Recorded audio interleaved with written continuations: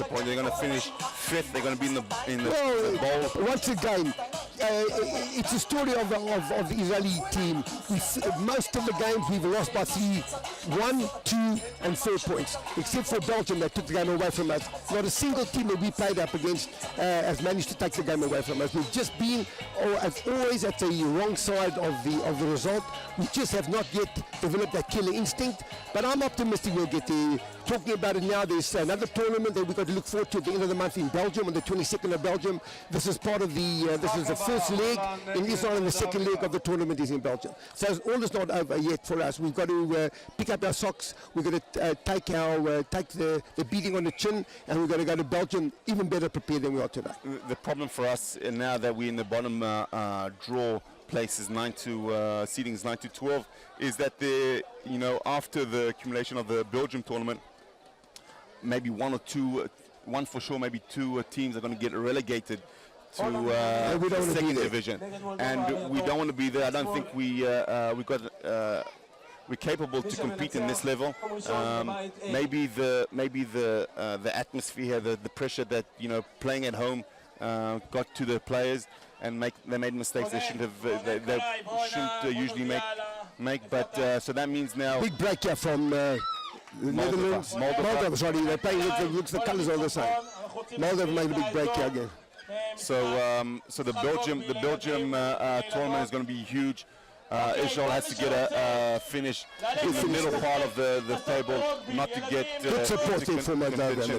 get relegated.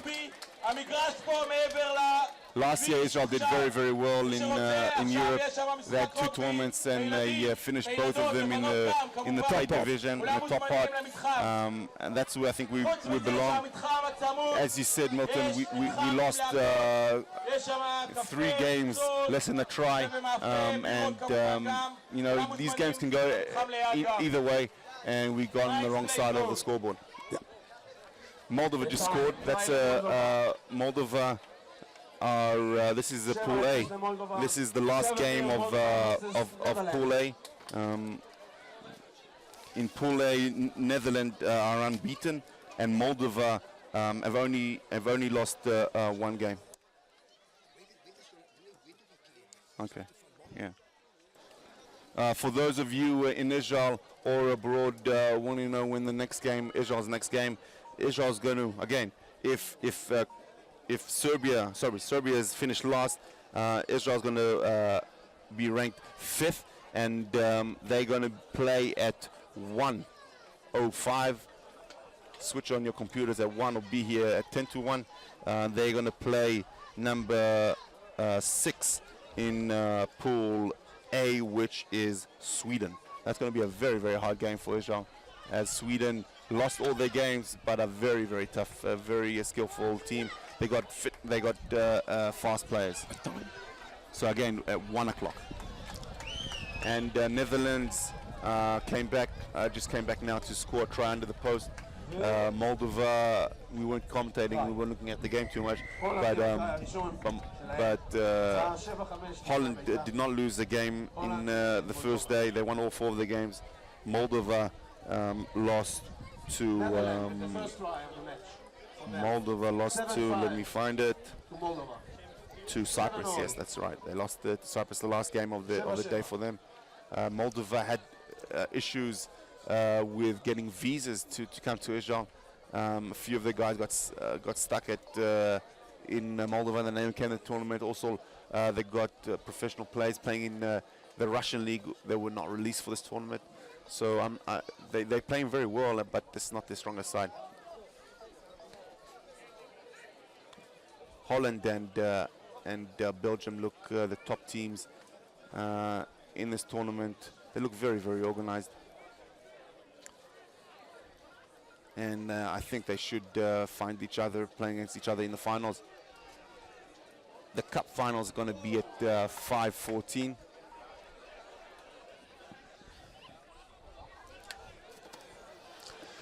Moldova get the ball again. Out of the attack. Patience. You can see the flat line of the Danish. Sorry, not the Danish. The Dutch defense. Very, very flat. You see somebody's rushing up, closing the umbrella defense. They're rushing up to close options, but they did well Moldova to get released. But the Dutch, you see, they run up as one unit. They got penalized there for not releasing on the player. Not releasing the player, but they fit and they're skillful, the Dutch. And you see the good communication in defense. Again, they got pinned. This time for going off their feet. Penalty to Moldova. Moldova are retaining possession nicely. Oh yes, other damage scored. That was easy. That's easy try. Thank you. The Dutch gave up on that one.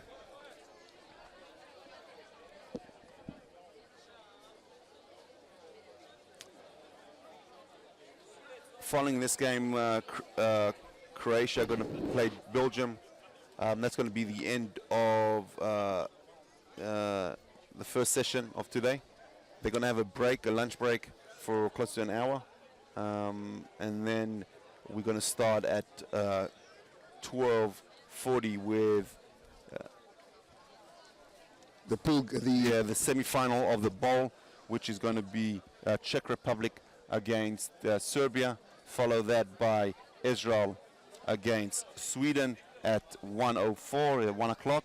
At 1:20, we're going to have the third place of Pool A, which is unknown. Could be Moldova, should be Moldova, against the number 4 from Pool B, which is probably it's Croatia. At 1:50, it's got 1:48. Good pressure there by Moldova, by the way. Moldova, and they got the ball back. Can they maintain it? A little fighting for it. 2-on-2 here. Let's see if Moldova can make a break.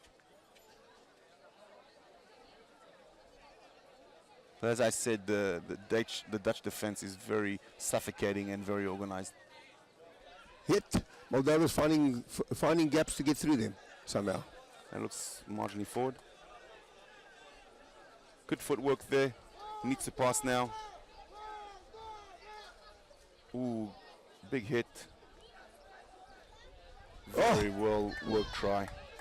It's going to be a try in the corner. Very well worked try. Yes. The Moldovan player that just scored, that's his second try of the game. He's a professional player. He plays for the 15-a-side team. He wears a scrum cap. He's done well. He's done very well throughout this tournament. I don't think the Dutch have arrived to the game yet. Maybe we'll see a little bit more of them in the second half.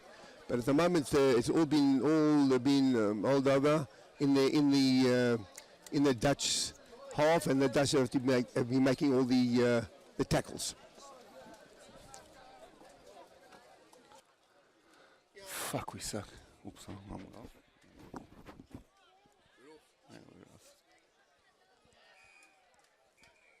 That's halftime here with Moldova leading 19-7. That's very surprising. Listen to your old man. Knows nothing about rugby. If he does not make those changes, if he kept the side like he kept it now against Croatia, we'd be in a different situation entirely. He fucked up. I reckon the coach fucked up because he brought in these changes. The guys, it wasn't the structure. It was. Look, this is our style of play, Cappy. You can't. But I mean, the style of play. All right, I agree with you. We're not winning games from it.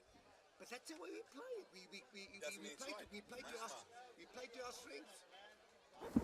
And we're losing it. We're losing it on these little stupid things. The try we give away from the kickoff. How can do me a favour? How can you be thrown the ball twice on the kickoff? Where are you living? That was 7 points. And that's nothing to do with you lying deep, shallow, or not lying at all. Again from the kickoff, we gave away 7 points. I mean, do me a favour, man. Very average, very average showing. Second half to be kicked off right now by Moldova, leading 19-7. The Dutch playing defense most of the first half, defending. Have you seen any standout players in the Dutch team? I'm afraid not. At the moment, as I said, the Dutch haven't come to the party yet in this game. I suppose they know they are through, so they trying to coast. They're trying to keep their strength for the playoffs, which I can understand. Underneath, it's illegal again. You can't give away the ball in the tight phases. The Dutch player won the flag's out. Flags out. I don't know why, but the Dutch player won the ball in the ruck. Liat, our touch judge, only female referee. She just come back from Europe, where she was refereeing in the Ladies European Seven-a-side Championship. Very competent referee. She referees in the local league as well, and we're always very excited about the fact that we've also produced a highly standard and competent ladies referee in Israel. So the penalty awarded to Moldova. Let's see if they can they go in the direct route there. If they can score another try and maybe seal the victory. No, knock on by Moldova in the corner.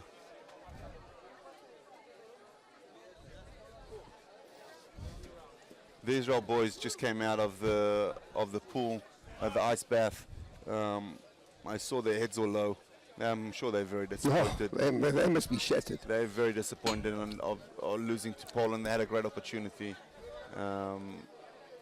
And maybe a lot of questions going to be asked about that decision. Milton, like you said, is it a right decision? Oh no, there's no question about it. Either way, they were under pressure. In retrospect, they were down to 6 players. And then after they got another red card for 5 players. Yeah, but I'm not 100% sure if that would have happened. I don't know why they got the 5 players. I think he must have insulted the referee. And the referee gave the red card after he knew it was going to be a penalty kick that would not influence the game.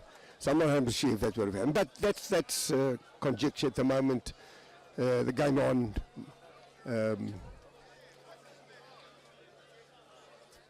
Dutch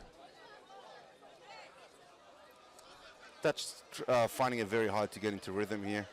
The question is which team they've got in the field. If they've got their star players playing at the moment, or they've got their B team on here. We really don't know. I don't think there's really a B team. Maybe made a few substitutions, but they can't slip here. And this guy's done well. I think I saw him in the first first day. Number 15, yeah, he did very, very well. Oh, yes. The Moldovan players, there's a 3-on-1 there. No, that's an easy try. And it all started by him. Number 15 is very strong on his feet, fence people off, and he got a quick pass in that opened up the game for the Dutch, and they spread the ball and they got the try in the corner. But you see the pass that he made, Milton, and that's the difference between a good pass in contact. He separated himself from the defender, and he didn't make a pass while being tackled. His hands were free. He had a clear vision of where he's passing. It wasn't a one-hand pass; it was a two-hand pass. And unfortunately, when Israel played against Poland, too many overhead passes, and that's a great conversion. Too many overhead passes or behind the back or whatever, which are 50-50 passes. When you're down, you have to make sure that you keep possession, and you can't in front of the kicker. So not only Israel, also the good teams. Also the good teams are making their silly mistakes. Are we off the air soon, Jonathan? We've got one more game. Okay, so the Belgium side, and that's going to be our last game. Commentating together, Milton, yes. It's been a pleasure. It's been great sitting with you and commentating for the past 2 days. Hopefully, we will have another opportunity to do it. Maybe, I don't know, a Fox Sport or Sky Sports. I can see some talent. I don't know. In both of us. Yes, thank you very much, Jonathan. Likewise, I always value your knowledge of the game of rugby, and It was, I learned not only that I see good rugby today, I've learned a lot from you, from the comments that you've been making over the last 2 days. I really appreciate it, and I've had a wonderful, wonderful time with you. Yeah. The Dutch team has just been called back for a forward pass, but you know that was good rugby by Dutch. They're running onto the ball. They're running onto the ball with speed, straight lines. You know, drawing the player, making the pass before they get into contact, and that's sevens. You know, that's sevens. You have to draw your defender, make a good pass before you go into contact to a guy that's coming from deep with speed. And if you can get that momentum, it's very, very hard to defend. Absolutely. But when you close range passes, you know, defenders can get in between the passes, and that's when you're making the mistakes. And we see the good teams, the Dutch, the Belgians, the Lithuanians, the Cypriots. They got that basic right. They make those basic, the sevens basics behind them, and then they score tries. Yep. And also, I suppose there is the issue of trying to defend your lead. We've in most of the games, funny enough, we took the lead. And at some stages, substantial lead. We were up 17-10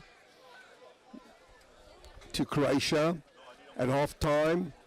All right, it's only a try and a conversion away, but at the same time, we get ourselves into winning situations, and we've got to learn how to also how to manage ourselves to be able to defend those leads, and not always lose it in the dying minutes.